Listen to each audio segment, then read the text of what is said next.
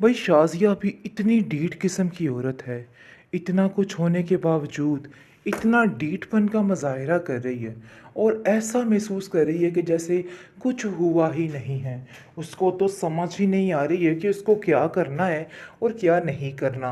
बिला वजह हर वक्त तकरार लेके बैठी होती है अपने शोहर से और कहती है कि कोई भी काम आपसे ढंग से नहीं होता है।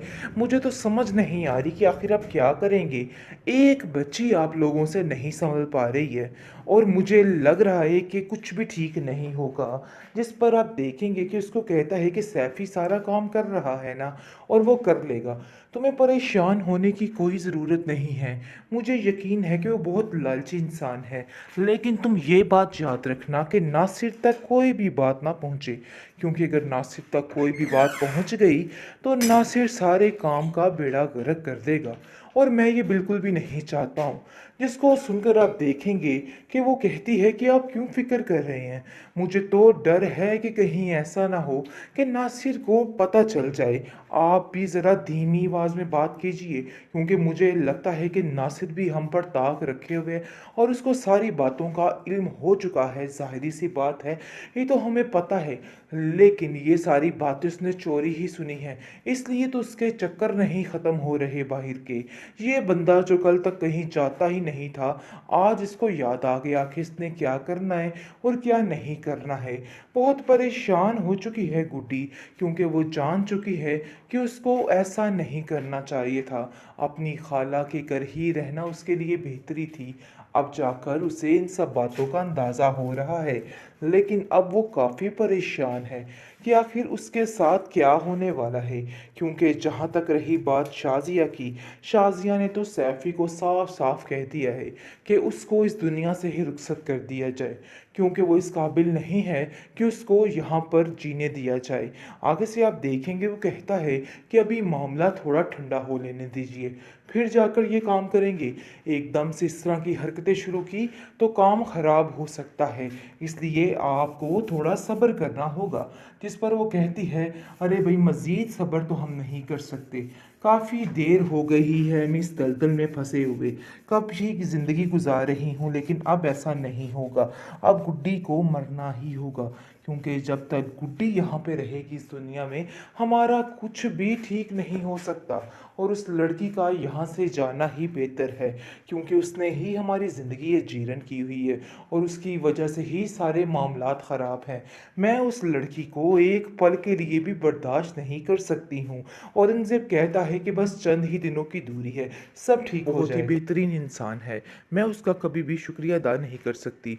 औरंगज़ेब कहता है कि अरे भाई तुम्हें समझ नहीं आ रही कि हम लोग हिस्सेदार पे हिस्सेदार बढ़ाई जा रहे हैं, इसके अलावा हमारा कोई काम नहीं है।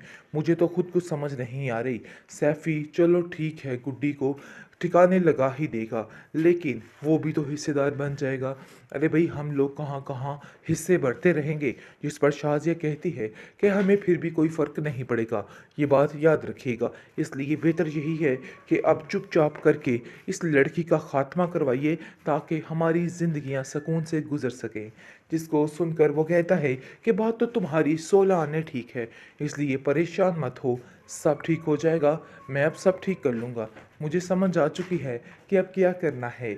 इसलिए आप देखेंगे कि गुड्डी भी उधर बहुत परेशान है, क्योंकि उसको सैफ़ी की हरकतें कुछ मशकूक दिखाई देती हैं और वो सोचती है कि मैं मामू जान को सारी बात बता दूं कि इन लोगों ने मुझे थप्पड़ पे थप्पड़ भी मारे थे। बेहतरीन ड्रामा सीरियल गुड्डी इस मोड़ पर पहुंच चुका है कि अब सबका भयानक अंजाम सामने आने वाला है। सबको पता चलने वाला है कि आखिर गुड्डी से जिसने पंगा लिया है उसका बुरा हश्र हो जाएगा।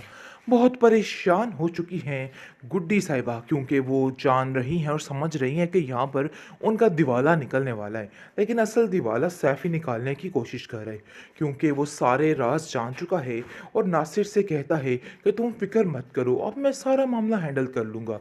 उसको तो काफ़ी तसल्ली दी जा रही है, लेकिन अंदर ही अंदर इस लालची इंसान ने और ही प्लानिंग कर रखी है।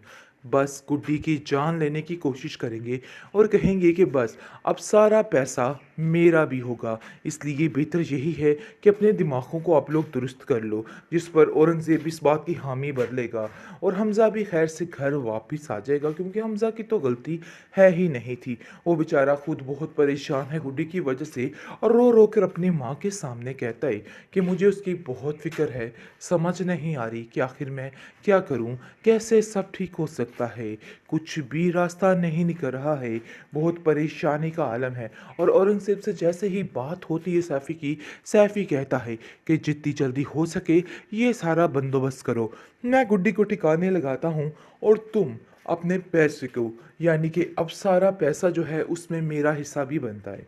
लालची ही लालच, लालच ही लालच, हर तरफ और कुछ भी नहीं है। आप देखेंगे कि गुड्डी घबराई हुई होती है और कहती है कि नासिर मामू मुझे यहाँ से ले जाइए। ऐसा लगता है कि मामलात ख़राब हो जाएंगे और कुछ गलत हो जाएगा। शाज़िया जो है वो कहती है कि मुझे तो यकीन ही नहीं आ रहा कि आखिर मेरा भाई इतना घटिया कैसे निकल सकता है, ये सब कुछ वो कैसे कर सकता है, मुझे यकीन नहीं आ रहा। जिस पर सैफ़ी उसको यकीन दिलाएगा और कहेगा कि बस मैं तुम्हें जो कह रहा हूँ यही हकीकत है, ये सब कुछ नासिर ही करवा रहा था और नासिर इसकी जान बचाने की कोशिश कर रहा है। नासिर से बच के रहो, नासिर कभी भी तुम्हारा सगा नहीं हो सकता है। ये बात सुनकर औरंगज़ेब आग बगोला हो जाएगा और कहेगा कि मैं तो पहले ही कहता था कि नासिर ने ही सब कुछ किया होगा, मेरा दिल इस बात की गवाही दे रहा था। अरे भाई, जो बंदा कितनी देर का यहाँ पे टिका हुआ है, एकदम से उसके पाँव इस घर में लग ही नहीं रहे, बार बार वो यहाँ से निकलने के बहाने ढूंढ रहा है, इसमें कोई ना कोई तो वजह ज़रूर होगी। जिस पर शाज़िया कहती है कि मैं नासिर का वो हाल करूँगी कि नासिर याद रखेगा। लेकिन अभी फ़िलहाल औरंगज़ेब उसको इन सब बातों से मना कर देगा और कहेगा कि नहीं, फ़िलहाल ऐसी कोई बात ना की जाए, क्योंकि अगर ऐसी कोई बात की गई तो मसला काफ़ी गंभीर हो सकता है, टेंशनें बढ़ सकती हैं। क्योंकि मुझे तो यकीन है इस चीज़ का कि अब कुछ ना कुछ ज़रूर अच्छा हो जाएगा। सैफ़ी ने जैसे हमारी मदद की है, वो बहुत ही बेहतरीन इंसान है, मैं उसका कभी भी शुक्रिया अदा नहीं कर सकती। औरंगज़ेब कहता है कि अरे भाई, तुम्हें समझ नहीं आ रही कि हम लोग हिस्सेदार पे हिस्सेदार बढ़ाई जा रहे हैं, इसके अलावा हमारा कोई काम नहीं है, मुझे तो खुद कुछ समझ नहीं आ रही। सैफ़ी चलो ठीक है, गुड्डी को ठिकाने लगा ही देगा, लेकिन वो भी तो हिस्सेदार बन जाएगा। अरे भाई, हम लोग कहाँ कहाँ हिस्से बढ़ते रहेंगे। जिस पर शाज़िया कहती है कि हमें फिर भी कोई फ़र्क नहीं पड़ेगा, ये बात याद रखिएगा। इसलिए बेहतर यही है कि अब चुपचाप करके इस लड़की का ख़ात्मा करवाइए, ताकि हमारी ज़िंदगियां सुकून से गुजर सकें। जिसको सुनकर वो कहता है कि बात तो तुम्हारी 16 आने ठीक है, इसलिए परेशान मत हो, सब ठीक हो जाएगा, मैं अब सब ठीक कर लूँगा। मुझे समझ आ चुकी है कि अब क्या करना है। इसलिए आप देखेंगे कि गुड्डी भी उधर बहुत परेशान है, क्योंकि उसको सैफ़ी की हरकतें कुछ मशकूक दिखाई देती हैं और वो सोचती है कि मैं मामू जान को सारी बात बता दूं कि इन लोगों ने मुझे थप्पड़ पे थप्पड़ भी मारे थे।